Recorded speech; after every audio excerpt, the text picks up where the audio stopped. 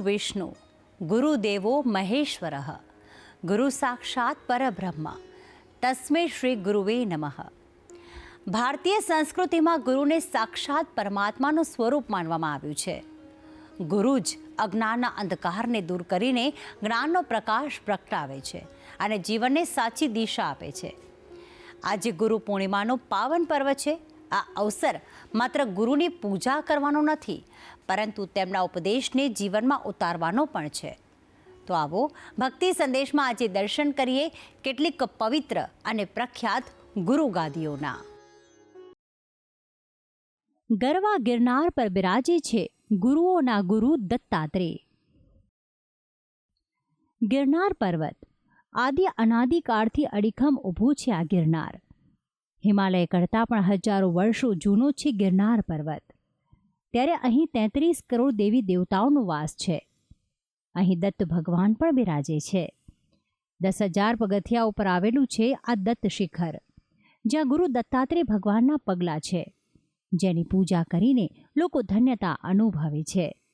અહીં ભગવાન ગુરુ દત્તાત્રેયની મૂર્તિ રાખવામાં આવી છે અને પથ્થર ઉપર તેમના પગલાં છે, જેની પૂજા કરવામાં આવે છે. મહારાષ્ટ્રના શિરડીમાં આવેલ છે શ્રદ્ધા સબુરી સાંઈનું ધામ. સાંઈ બાબાએ પોતાનું સમગ્ર જીવન લોકોના કલ્યાણ માટે જ ન્યોછાવર કર્યું હતું.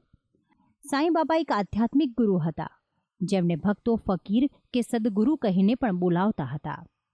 શિરડીનું સાંઈ બાબા મંદિર વિશ્વભરમાં પ્રસિદ્ધ છે. શિરડી અહેમદનગર જિલ્લાના કોપરનગર તાલુકામાં આવેલ છે.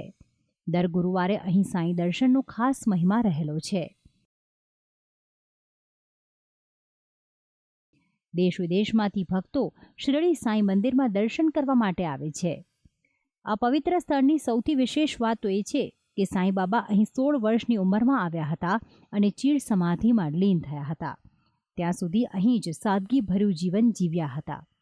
તેમના દેહ ત્યાગના માત્ર 4 વર્ષ બાદ આ મંદિરને સાંઈની સમાધિ પર બનાવવામાં આવ્યું હતું. ત્યારે આજે પણ ભક્તો સાંઈને પોતાના ગુરુ માનીને તેમની પૂજા અર્ચના કરે છે.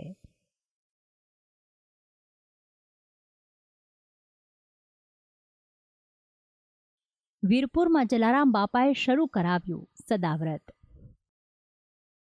જલારામ બાપા એક એવા ગુરુ કે જેમણે સદાવ્રતની શરૂઆત કરી અને આજે પણ એ પરંપરા તેમના શિષ્યો દ્વારા અનુસરવામાં આવે છે. વીરપુર કે જ્યાં જલારામ બાપાનું સ્થાનક આવેલું છે. આ સ્મારક તે જ ઘર છે જ્યાં જલારામ બાપા તેમના જીવનકાળ દરમિયાન રહેતા હતા.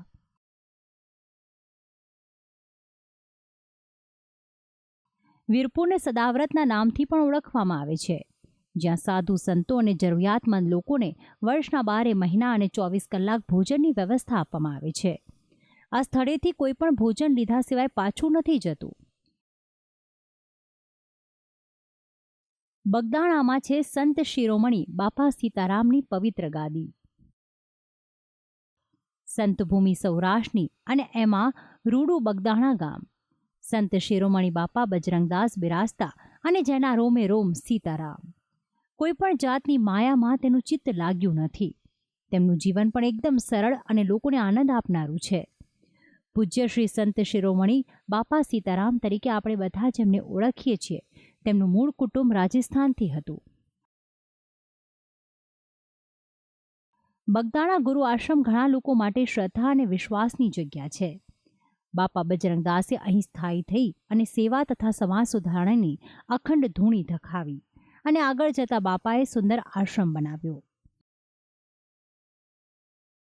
બાપા બજરંગદાસ એટલે જાણે મોટી ઉંમરનું બાળક, તદ્દન સહજ, સરળ અને નિર્દોષ. તે નાના બાળકોને બંડીના ખિસ્સામાંથી ચોકલેટ આપે અને બદલામાં સીતારામ બોલાવે. નડિયાદમાં આવેલ છે સંતરામ મહારાજનું સુંદરધામ. મનુષ્યને જન્મ અને સંસ્કાર આપનાર માતા પછી એને શિક્ષિત કરનાર શિક્ષક અને ગુરુનું સ્થાન વિશિષ્ટ છે. આપણી સંસ્કૃતિ અને ધર્મની ઇમારતનો પાયો જ્ઞાન છે. જ્ઞાન મેળવવા માટે ગુરુનું હોવું અતિ આવશ્યક છે.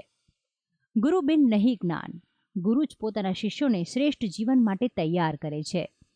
સાક્ષર ભૂમિ એટલે ગુજરાતના ખેડા જિલ્લામાં આવેલું નડિયાદ. આ નડિયાદ શહેરમાં સંતરામ મહારાજનું સુંદર મંદિર આવેલું છે, જેની કીર્તિ દેશ વિદેશમાં ખૂબ જ ફેલાયેલી છે. ગુરુ પૂનમે દેશ વિદેશમાં તથા સંતરામ મહારાજને માનતા લાખોની સંખ્યામાં ભક્તો અહીં દર્શન કરવા આવતા હોય છે. એવું કહેવાય છે કે અહીં ઈસવીસન 1872માં ગિરનારથી એક સાધુ પધાર્યા હતા, જે સંતરામ મહારાજ હતા. એ સમયે બધા તેમને ગિરનારી બાબા સુખ સાગરજી કહેતા હતા અને તેમણે નડિયાદથી દૂર એક ખેતરમાં પોતાનું નિવાસસ્થાન બનાવ્યું હતું, જેને હાલ દેરી તરીકે ઓળખવામાં આવે છે, જે અનેકને તેમના પરચા મળ્યા છે, જેથી ભક્તો આ સંતરામ મહારાજની ગુરુગાદી પર અતૂટ વિશ્વાસ ધરાવે છે. તો આમ ગુરુ પૂર્ણિમાના દિવસે આપણે પવિત્ર ગુરુગાદીઓના દર્શન કરીને જીવનને ધન્ય બનાવ્યું. ભક્તિ સંદેશ, સંદેશ ન્યૂઝ.